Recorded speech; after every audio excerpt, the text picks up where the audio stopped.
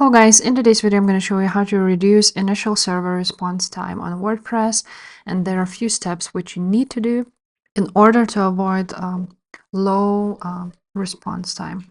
So first of all, you need to use Catch plugin.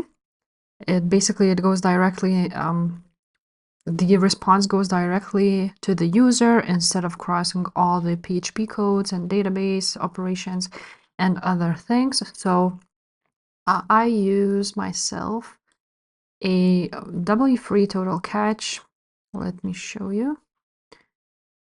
This is it. That's the one I use, and this also has a content delivery network CDN, which is another step which you need to do. You need to use a free CDN, basically to have a better response time. So you can go here on settings and see everything about that CDN2.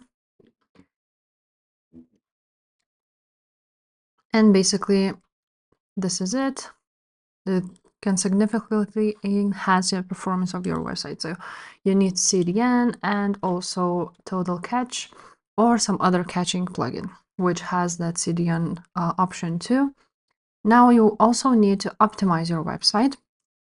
So for this, you can also use a plugin. And let's go to plugin and search optimize.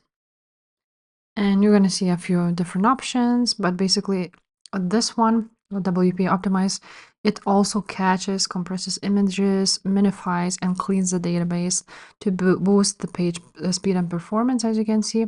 And there's also Light Speed Catch, which also does similar things. So you can use actually either of those. So for example, let's use Light Speed Catch. Or if you like WP Optimize, it basically optimizes your database and helps for your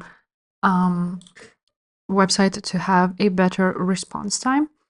Now, about the themes, you also need to use a lightweight theme, which is basically, for example, 2024 is really simple theme and it will be a light one.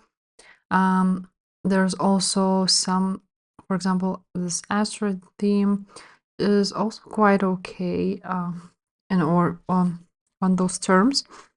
So you need to just go ahead and choose a theme which would be lightweight, and if you have chosen the theme and you want to know if it is a lightweight, you may want to Google it if this theme is a lightweight, and you will find your answer on Google.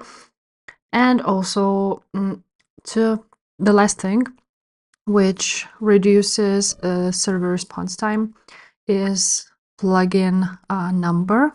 So you need to reduce plugin number.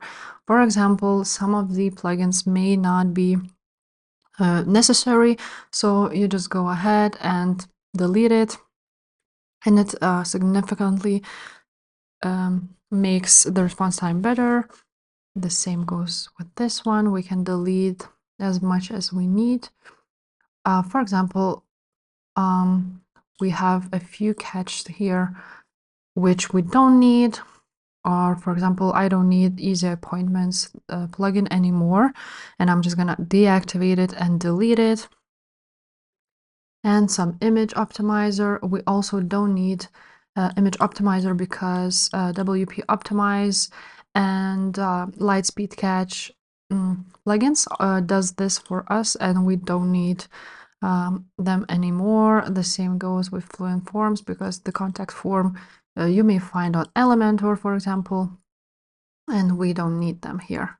So basically, you just need to choose which plugins you want to delete. And if this video was helpful, please leave a like, subscribe to this channel, and I will see you next time. Bye.